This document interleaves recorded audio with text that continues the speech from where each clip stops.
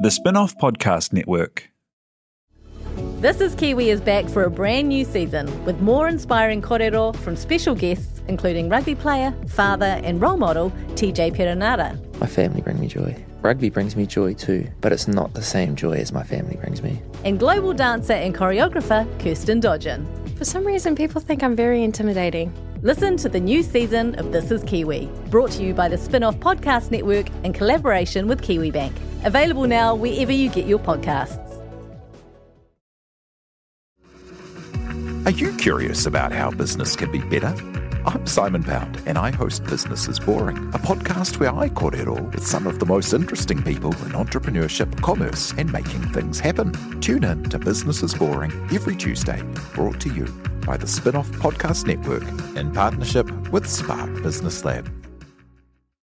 Before we get into the show, if you enjoy our podcasts and value what we do at the Spin-Off, please consider joining the Spin-Off members. All our mahi is made possible by our members, and we wouldn't be here today without their support.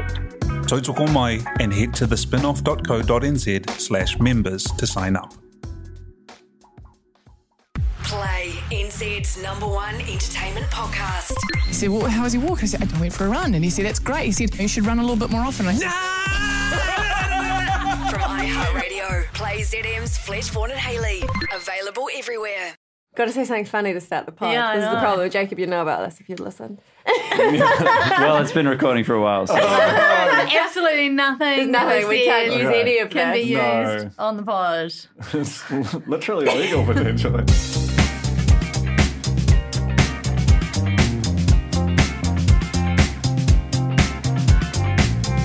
Kia ora te whānau, welcome to The Real Pod. We're real recapping Below Deck Down Under, episode 5. I'm Jane Yee, joined by Alex Casey. Hi. Aye. And Duncan Grieve. Oi, oi. We've also got Jacob in Tiaihi's chair today. Kia ora, Jacob. Kia ora, guys. You haven't listened to The Real Pod before. I have not. There are literally hundreds of episodes for you to catch up on. I feel ashamed. I feel awful. Jacob, what do you think this podcast is? Well, I've been told pre-pod that this is an expose on all things reality TV. Yeah. That's about right. Yeah, that's fair. Yeah. Something's Fishy is the name. Oh, actually, no. Before we get to that, there's been a big announcement in Real Pod world. What? Yeah. F-Boy Island. No, that wasn't it. Oh. But yes, that Can we too. talk about that? Yeah, go for it. So I think it's For Boy Island. for boy.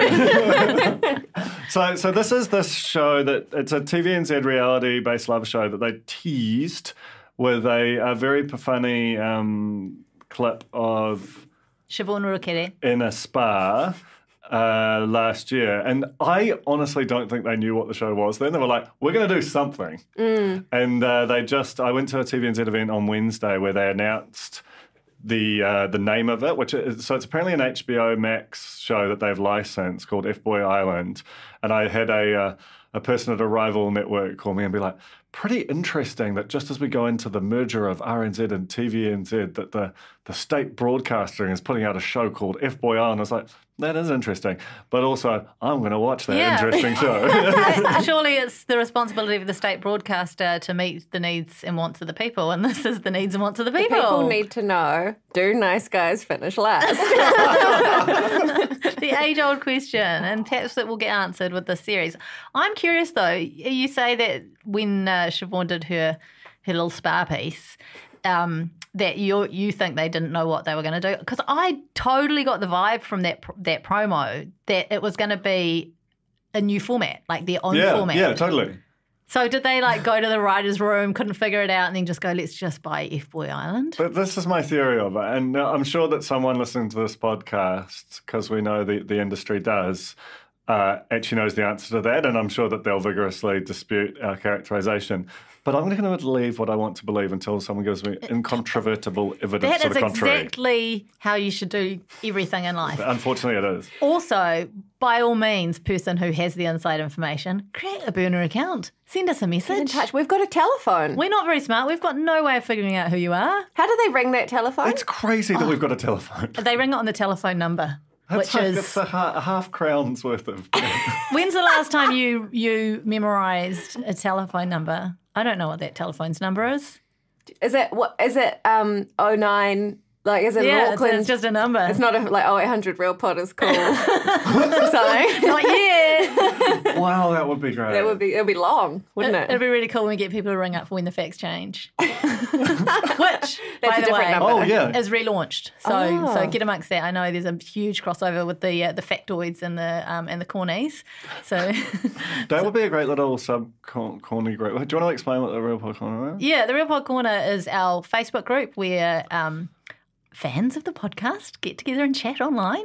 It's revolutionary. It's the only good place on the internet. It is the only good place on the internet. Facebook.com/groups/Real Pod Corner. Get amongst it.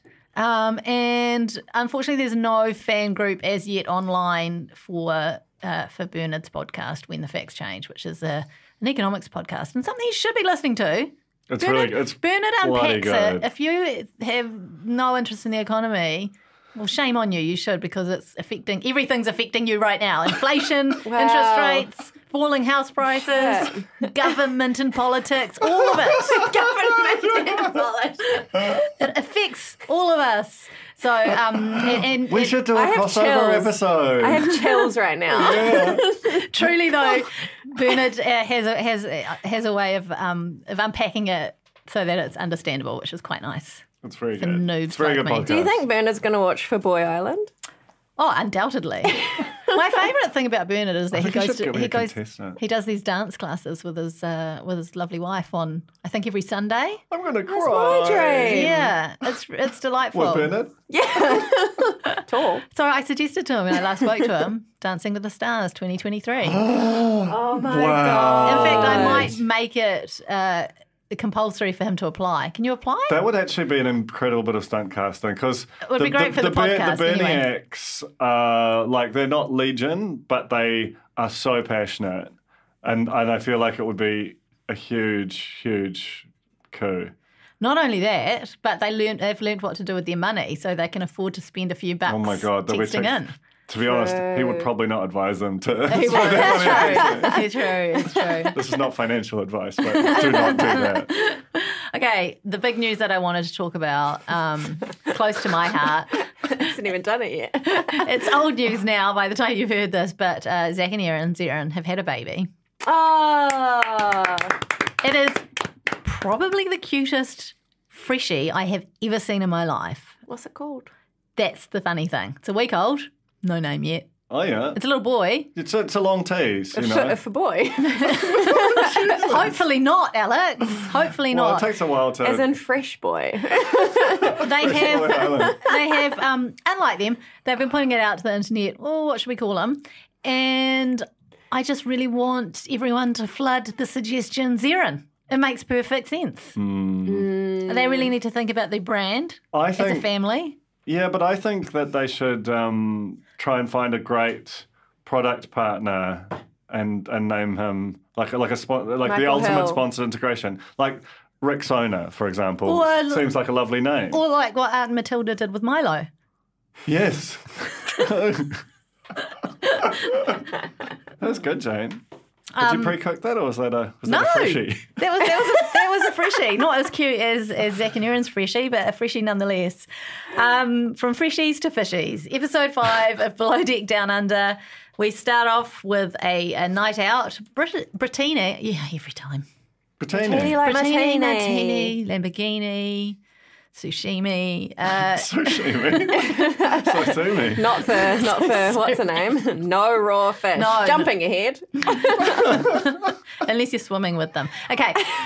Brittina gets the helmet for being a bit useless. I feel this was Totally completely unfair. unfair. I don't It was a It's great. everyday sexism. Yeah, yeah. It's like the deck crew were crap. Must be the woman's fault. The bosun, And I feel like- obviously. yes, she's the only one who's like getting it done. And I think even, in last week's episode, they talked about the fact that Jamie wasn't leading them. So Cap came down, schooled them a bit, and they were like, well, this is what Jamie told us to do is just hang around chatting. Yeah. Just because she was the one that got caught. What are those big blowy-uppy things that you put Fenders. on? Yeah. Fenders. Just because he caught her Fender the tender. vacuuming those up or whatever. Anyway, this is. I didn't think for one second that we would have a return of the Dom versus what's her name from Podcast is so stupid. Dom. Dominica. Oh. What was the other? Well, I've forgotten it. Olivia. When they had their big fracas at the dinner table over Dom's loud tone, we see this revisited with Cheffy. Chef Ryan. Is he talking loud or is he shouting? I feel like Cheffy is like because Dom was really sympathetic and quite compelling when she made the case for herself, but I just don't feel the same sympathy and warmth towards Cheffy. No. Cheffy is doing a lot of heavy lifting, though, in terms of my feelings towards him.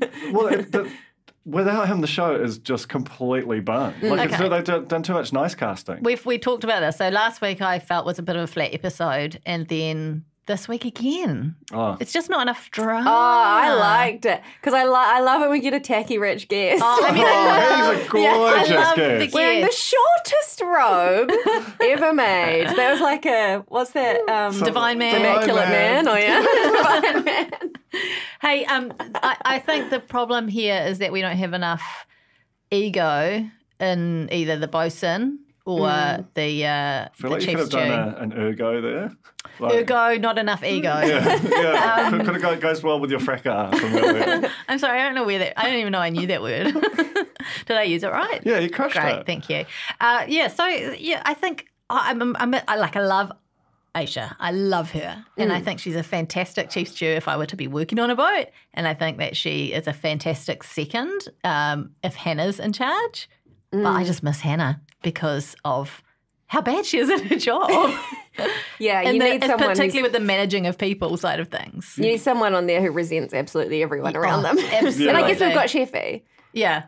But Cheffy needs someone to go to war with. And we've got a lovely man captain, we've got a lovely chief stew, and we've got a bosun who basically is like trying to say no words on camera. Yes. And it's like, where's the war coming from? Another problem, too many people in relationships. Oh, yes. Aisha, massively. Magda. Yeah. Magda, who is the whatever. The Polish, the Latina. Latina Polish. Latina, yeah. Anyway, Cheffy's not changing his tone for anyone. So just a season of shouting for us, which is nice. I don't feel like he was shouting that much, honestly. Could they do like a below deck all stars where they just got like Danny and Cheffy and like just put all of the most like hectic personalities on one boat and just be like, have at it. I think multiple Cheffys. Get that nacho Cheffy back. Crazy. And what about spiky haired English Cheffy? I love it. Ben. He's one of my faves. My favourite fave, for real, is Kiko. Top chef, but on a boat with all the chefs. Yes. Top chef. Just a boat full Master of galleys. Cheffy. Is this podcast for anyone but us? Aisha was, I really related to when she was like, even on my fattest day, I wouldn't order a garden salad. I would never order a garden salad at a restaurant. Not only that, I only ever order vegetables for show.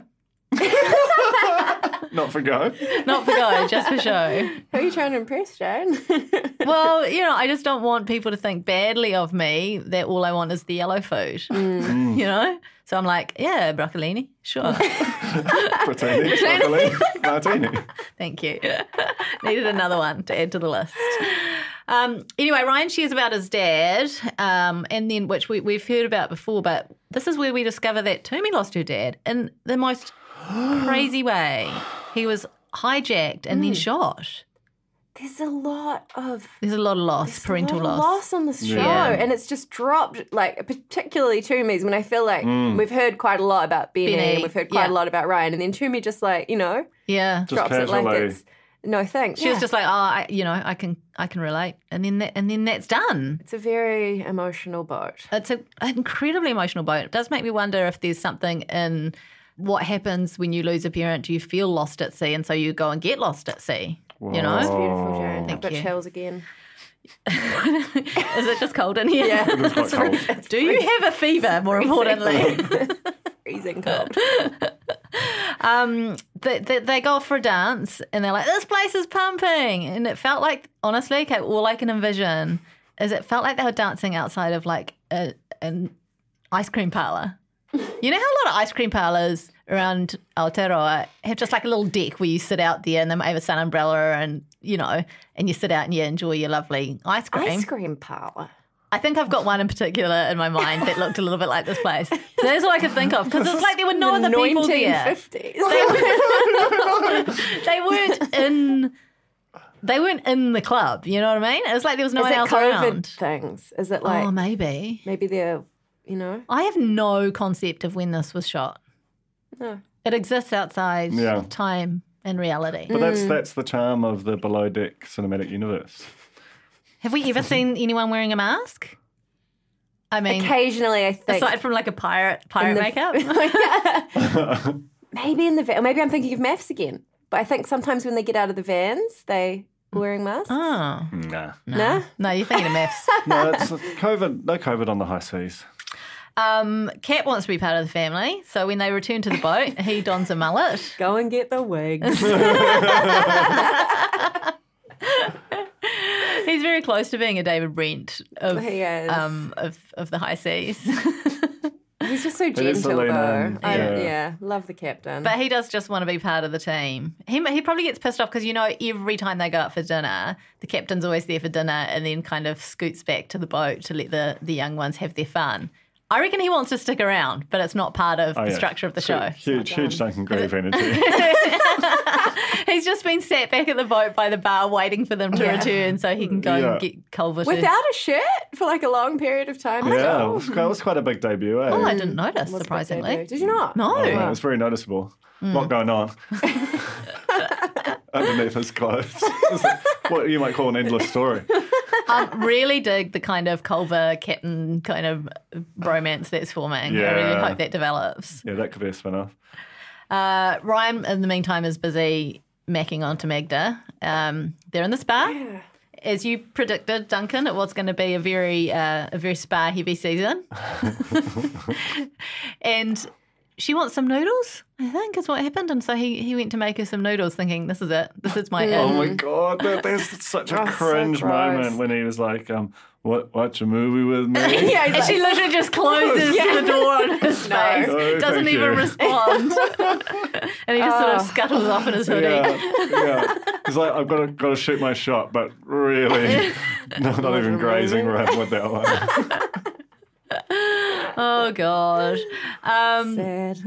then things get a bit meta as Toomey and Jamie go at it about the hot tub situation with Culver whilst in the hot tub. That's right. This is a real tense scene. I just don't think it's appropriate to be in the hot tub. Where do you guys sit on this? Where do you sit on this? I think Culver is an angel, and I think he did the right thing. He played it completely fine. Totally agree. And I also think Jamie is doing appropriate bosunry, and Toomey is just way out of line and cannot let this thing go. Like, she's so wound tight over it. But I actually feel like it was Jamie who kept bringing it back up. Like, she was kind of like, I talked to Brittini to see to get like a vibe check, and she said it was fine.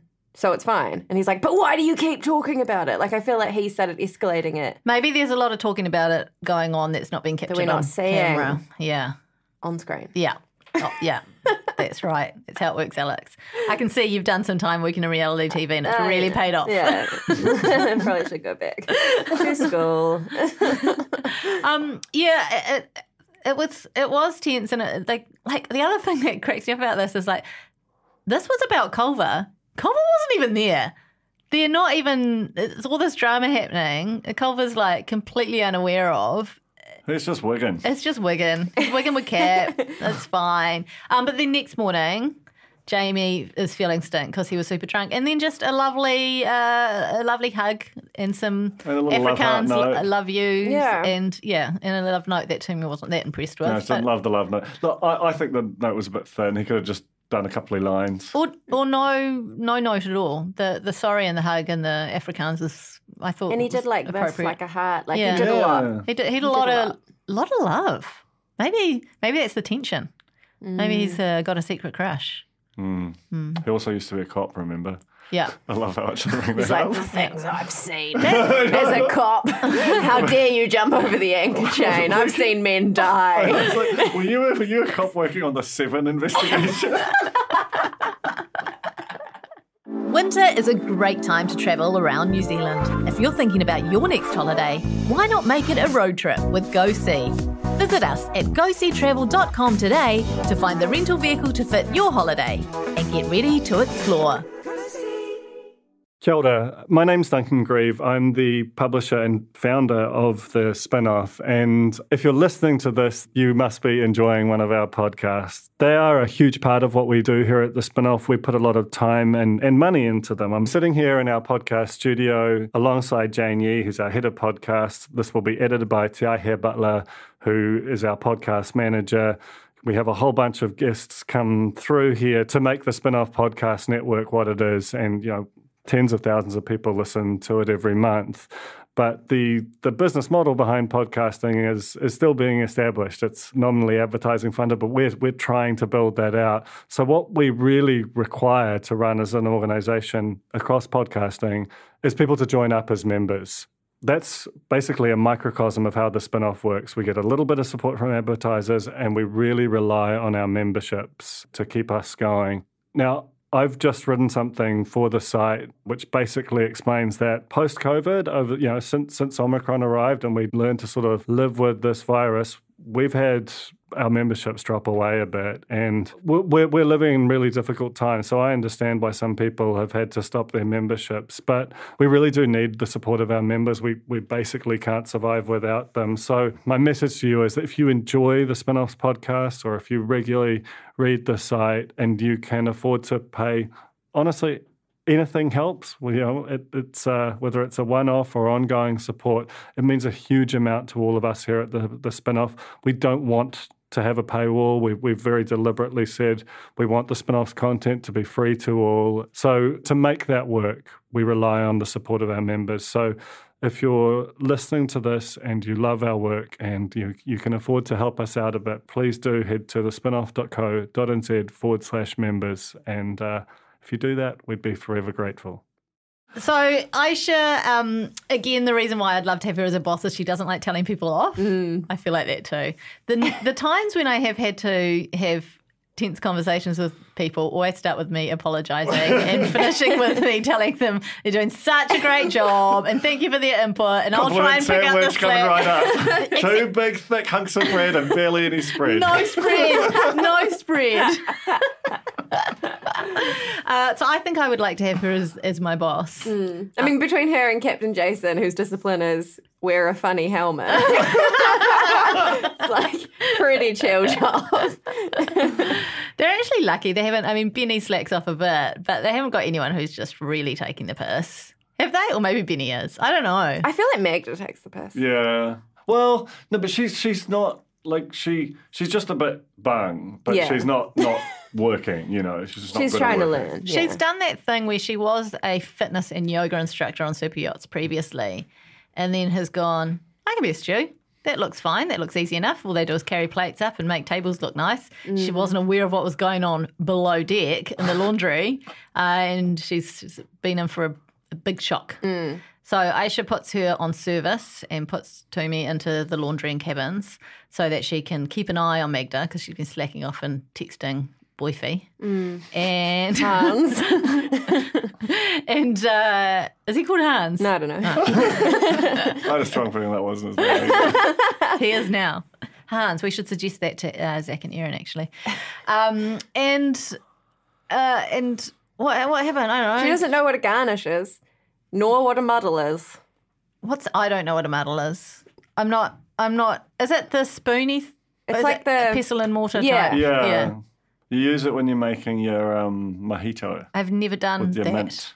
I've had a thought if I was on the boat and Aisha said to me, "Can you whip up an espresso martini?" I would be like, "Bit of coffee, bit of cream. What do you put? What's the alcohol? It's gin. What is it? I think it's vodka and espresso martini, and I think there's some sugar syrup as well. I make an espresso martini. But they should also have it pre-mixed. You can get a perfectly adequate pre-mixed espresso martini. Okay. But making drinks is hard. Like Magda only ever having drunk drinks rather than made them. Like should not be making drinks, but especially guests as prickly as these ones. Let's talk about our guest, Karim. He's a top-tier global concierge company founder or something. What does that mean? I think he does sort of basically makes rich people's kind of holidays nice. That's my theory of it. And that's why he's the equivalent of in Sandy seasons, when he's got this like she's got her mate who she's always trying to she had a mate who was a booker of boats, so it was just going to be scrutinising every detail, and I think he's got a bit of that vibe. Though his concierging mainly seems to be being creeped out by certain objet d'art and having them, I gotta go. Fake flowers. Oh no. Angels. No way. Well, to be fair, it was a good opportunity for us to see some of the decor up close that we might not have noticed otherwise. I didn't know about some kind of like Ledro type figurines and angels and elephants and fake flowers. Like, where's the consistency here? You've got a wooden elephant. Was it wooden? There was an elephant in the room. I thought it was gold. Gold, solid gold elephant. I thought it might have been a mirror. It's just weird when he's walking around in the world's shortest robe from Monaco with like velvet Mike Hosking loafers on, being like, this is too tacky. I know. I know. Are you crazy? And everything about him screams like nouveau tack. And he's just got a problem with stuff which is like a literal perfect analogue of what he himself was wearing. Okay, so he's slightly self-unaware, but at the same time, he's not wrong. The decor is very dated. Well, yeah, but that is the vibe. But you're chartering a super yacht, like. It's a dated thing to do. Well, who was it that said basically, it was Aisha who said if you're that bougie, buy your own fucking yacht. Yeah. Damn straight, Aisha. Well, maybe he was considering it, but he's not buying this one. It's not going to be the new owner of the Thalassa. I don't know if you noticed in the preference sheet meeting, Ryan's slouching. He slouches. No. Duncan immediately sat bolt upright. Alex considered it and then went, nah. Slouch. It started to hurt when I straightened up, so I'm going back. He slouches like this. Okay, I'm going to give you a visual. Okay, so he's got a real little kid with like a 7-year-old boy's posture. At the table, it was just the very top of his shoulders and his little head popping up like kids at a dining table while he's having the preference sheet meeting. Don't try and change him, Jane. I'm not trying to change him. I don't want him to change. Otherwise, we lose the season. Yeah. But truly look out for it in the next preference sheet meeting because it's very, very funny. What else happened? The guest arrived. Barramundi parcels.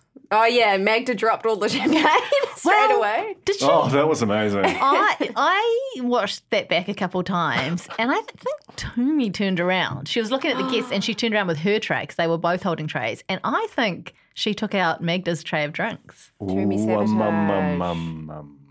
Interesting. Not a good start. No. Not a good start. Guests thought it was fun, entertaining, and then they got their champs in the end. Yeah. All's well that ends well. I feel like that guy the main guy at the primary said like 17 times Monaco. I know. Like when they arrive, he's like, arriving empty-handed, it's okay, we're not in Monaco. Yeah. And then he's like, my robe is from Monaco. It's just like no one asked. Do you think that he has been sponsored by Monaco? Possibly. Monaco Tourism Council have sponsored Karim to do some shilling on their behalf. I think he's doing voluntary shilling. Yeah. Off the ground. The master suite is or the primary suite is the smallest room he's ever been in. What about a toilet? No, not being. Does not go. Smallest room there is. That's where he wears the robe. It's just wherever. Where's the world? It's one big toilet. You want to go. I'm with him on the fake flowers. I think if you're in a luxury yacht, come on, they're docked all the time. They can get fresh flowers. We know they can. They've got some orchids for the table, which is nice.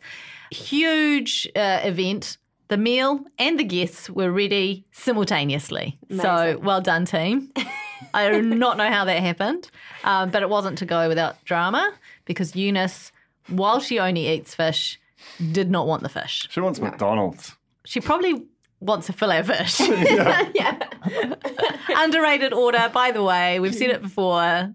I'll say it till the day I die. Fillet of fish is a perfectly fine burger. And I know that Isn't that its reputation?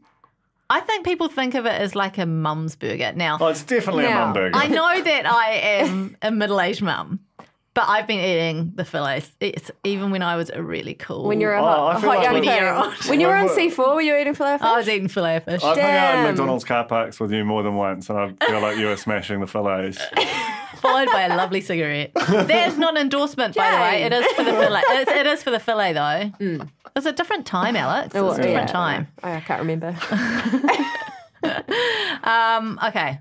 Captain singing Whip It to himself. Wow, yeah. That was fun. I missed that. Oh, yeah, it's just kind of, I don't know, whip it real good. Oh, my God. It's just an odd song to sing to yourself. A hard one as well. That's literally the only lyrics I know. It relies on the beat quite a lot. Brittini stands over the anchor, gets told off. You can literally rip your foot off. I don't want to be picking up your leg. Oh, that's fierce, though. I don't want to pick up anyone's leg. No.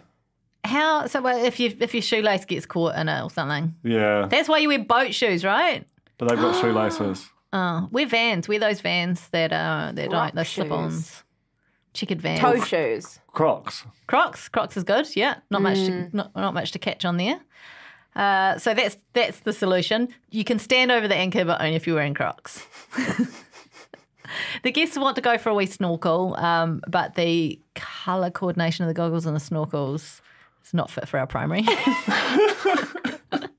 And the flippers. Flippers, L on that side, L on that side. She's like, yeah, they're large. I was almost surprised that he didn't get upset that she tried to put him into large flippers and be like, I am a medium at most. Monaco. The Emperor Monaco.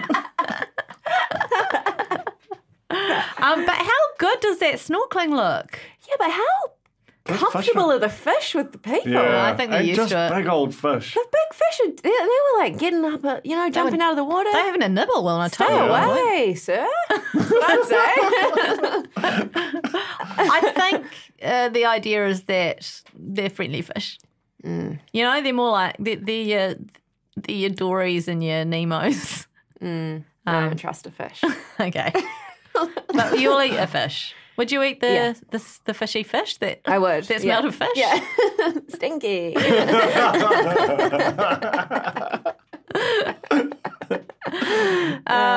gets in the Dungeon of Doom and he does it. Yeah, and then he's really stoked with himself. He flaked the anchor. Amazing. He fist pumped, double fist pump. What do you call that? That's not a fist pump. What's that? What's that? When you kind of, yes. I think it's a double fist pump.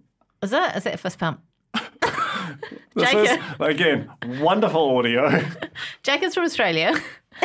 Oh, yeah. It's quite close to the Leighton Hewitt come on, but I mean, it's without the... I thought that was a fist pump where you like pump your fist in the air. I agree, that is a fist pump. That's a class. Okay. It's a fist pump variation. This is a fist pump retraction. It is a come on. Yeah, that's a Breakfast Club fist pump. Yeah. And then that's a It's almost like a humping. Is this a story? What is the name for that? Yeah, I did say hubba hubba. Haven't heard that for a while. You don't hear that much these days. How many of you sitting on the bus doing the hubba hubba right now? At least one, I hope. Oh God, I'm so glad we're in our flop era as a podcast. There's like no one listening and we're just going on and on. Into the void. Oh dear. The guests are having a Casino Royale themed dinner. Toomey's wheeled out to do the table because she's the only one who can do a good job. 4 out of the however many guests there are, 6? 8? Don't want raw fish. I know, and then Cheffy's solution is don't tell them it's raw. I've told you. What we do is don't tell them what they're eating, even when they're eating it. I feel like he should get a book deal about just like with all his crazy theories of how to please guests by just being a total obnoxious prick to them. So his idea is they might try it and like it. You know, give them the opportunity to try it and like it, which sounds fine in theory. It's the kind of thing you say to your child. But how often has serving up a child a meal that they don't know what it is and they don't want it, how often is that successful? In my experience, it's never, literally never even once. Negative. Yeah, negatory. What he could do is like a dining in the dark, you know, because people love paying lots of money for that, where you go into the pitch black and eat a meal. Have you heard about that? No. Sounds like a real pod outing you know to me. about that. Jacob, do you know about that? No. Is this another one of your made-up stories? I think it has. Is this what Joe does just to keep film. keep the power bill down? They do it in About Time. Fantastic film. You know that film? No. Oh my God. That's just another made-up one. No, the one with Rachel McAdams and Bill Nye, and she travels. Anyway, they do a dining in the dark experience, and you turn off all the lights and you eat like a delicious meal, but you don't know what you're eating. He could do that every time and just serve them raw fish. Just because it's in a movie doesn't mean the whole world's doing it, I think you see it. I think you do see it. You hear about it. Vibes like the kind of thing that happens. Someone out there is doing the hubba for dining in the dark right now. I'll tell you that.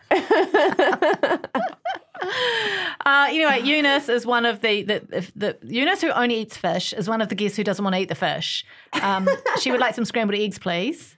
And Cheffy does not like that. No. But we've seen his scrambled eggs. Disgusting. Oh, yeah, she doesn't know what she's ordering, right? They're not adequate for breakfast. They are certainly not okay for dinner. But he was really good with the guests at the table, just being like, sure, yeah, I can do that. Seared, okay, great. Well done, yeah, no problem. Well done, fish. I literally have never heard that order. It was so cool. It's the biggest flex. They're implying that his fish earlier in the day wasn't cooked through properly. The barramundi. So, Brittini, close. Yeah. So he goes down, and to get revenge, he decides he's going to cook the fish, 1,000 pieces of fish, I might add, with a tiny blowtorch. It's like a cigarette lighter. It's just real buzzy technique. He says it'll fall apart if he puts it in the oven. It'll fall apart if he puts it in the pan. I'm like, up your skills, bro. People have been cooking fishes in ovens and pans for years. It's so funny. Just it looked like hours. He was sitting there with this tiny flame. And like this, like he's filleted them so thin as well. Just make it a fish steak and bung it. Filleted them? I don't know. I'm just hungry now, to be honest. Starving. That's it. That's where we end. That's how, with Ryan, I mean, he's until next week. He's probably still sitting there. Yeah. With and Eunice is wasting away. Eunice is honestly Eunice just wants some eggs, and that's it. That's the end of the episode. Ryan's just blowtorching fish till the end of his days. Eunice is hungry, and we're hungry for more. Yeah. Next week looked like it had sort of medium drama. Yeah, it looks like a close call crash, but I've been fooled by these teasers before. What we do know is that Jamie is going to wear an enormous gold chain. Yeah. And I can't wait for that. That is very exciting. So we'll catch you next week. Thank you very much for listening. Thank you, Jacob. It was lovely having you on board. Cheers, guys. Thanks, Alex. Thanks, Duncan. Thank you, Cornies. And we will see you next week. This was real pod down under, wasn't it? I had it. I had the clothes on the podcast all sewn up beautifully, and you fucked it at the last second. Thanks very much, Duncan. F-boy. The worst kind of F-boy. Goodbye.